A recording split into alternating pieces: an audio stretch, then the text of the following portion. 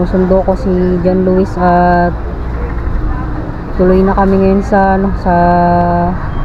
sa resort. Kaya samahan nyo kami mga tol, doon ko na itutuloy itong video na to. Mga tol, si Eric, naabutan namin din eh. Eric! Kala ko nandun ka na. Ha? Kamuntin. May nga na ako muntin. Hindi mo kaya pero tol, hirap nga motor na resound. Bakit? Ang laki ni sprocket. Maliit Maliit na sprocket. Maliit na sprocket. Kaya mo na kayo. Sabi ko pa dali sprocket, tama relax na. Malapit-lapit na oh. 29 ang sprocket, tama po dyan eh, 26, 27, last na sa... Yung mga tol, papahinga muna kami. Si Eric nakabike. May tubig ka dyan? Ha? Tubig na. Ha? Wala pala na onda ng tubig. Sa drisan pa ako. Sa dris pa. Oh, tara. Konti lang. Tara muna kumain din eh. Gutom na ata si Eric. Hindi pa. Hindi, inom lang. Doon na tayo kumain. Muna ka na. Muna kami. Muna ka na mag-bike. Saan? Sa Vista? Pelagic. Malapit na yun. Saan ka Pelagic? Pelagic. Dito pa din ang way.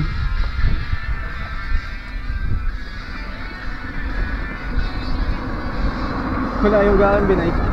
Malayo din. Ha? Hindi nakabili niya yelo. Bili naman dyan tol. Eric, bili ka na lang yelo pag may na. Doon sa may Monte Maria sa baba. Kaya na bumili, wala akong lalagyan. Wala nga di kami. May ano doon, may tindahan doon, madami. Inom ka muna. Hindi mag-drive. Mag-drive ka. Huwag kang sigip. Halina na kayo. Halina na kayo. Nakapagod ka mag-drive. Hindi ako maalam mag-drive na yan. Baka mamaya lumipad kami. Sabi mo marunong ka ng manual. Kaya nga, hindi ko rin makapa. Pag nabibitaw ko, bigla na mamatay. Hindi na takbo. Nasa mati ka marunong. Tama na. Mamaya na. Go. Hindi, kaunti lang. Kamay ka. Ayun mga tol, tutuloy na kami.